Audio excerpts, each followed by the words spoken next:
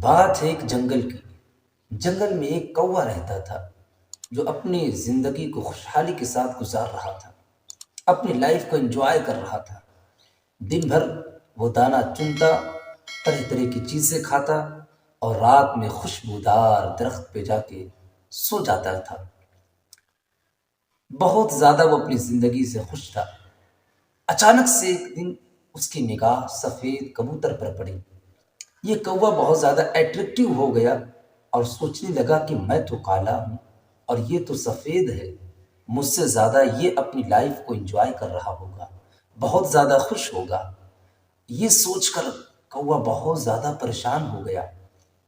اس کی بے چینی بڑھتی چلی گئی۔ اب رات میں اس کو نیند بھی نہ آئی۔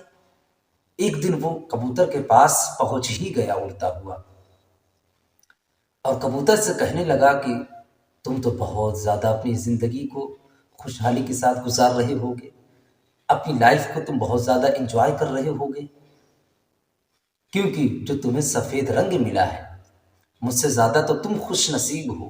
تو کبوتر نے دھیمی آواز میں کہا کہ پہلے میں بھی یہی سوچتا تھا کہ میں بہت زیادہ خوش نصیب ہوں، پہلے میں بھی اپنی لائف کو انجوائے کرتا تھا، لیکن جب میری نگاہوں نے طوطے کو دیکھا ہے تو پھر میں یہ سوچنے لگا کہ مجھ سے زیادہ کہیں خوش نصیب تو یہ طوطا ہے، کیونکہ میرے پاس تو کیول ایک ہی رنگ ہے اور طوطے کے پاس تو دو دو رنگ ہے۔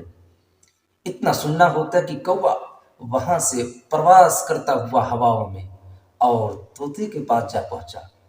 طوطے سے کہنے لگا کہ تم بہت زیادہ اپنی لائف کو انجوائے کرتے ہوگے، بہت زیادہ خوش ہوگے اپنی زندگی سے، جو تمہیں دو رنگ ملا ہے، یہ دو رنگ تمہارے بدن پہ کتنا چمکتا ہے، تم کتنا زیادہ بیوٹیفل لگ رہے ہو۔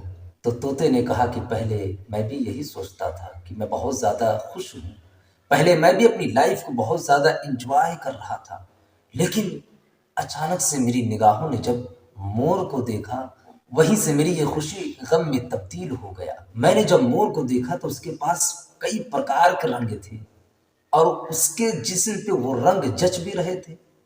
تو میں یہ سوچنے لگا کہ میرے پاس تو دو ہی رنگ ہے، اس کے پاس تو کئی پرکار کے رنگ ہیں، مجھ سے زیادہ تو یہ خوش نصیب ہے۔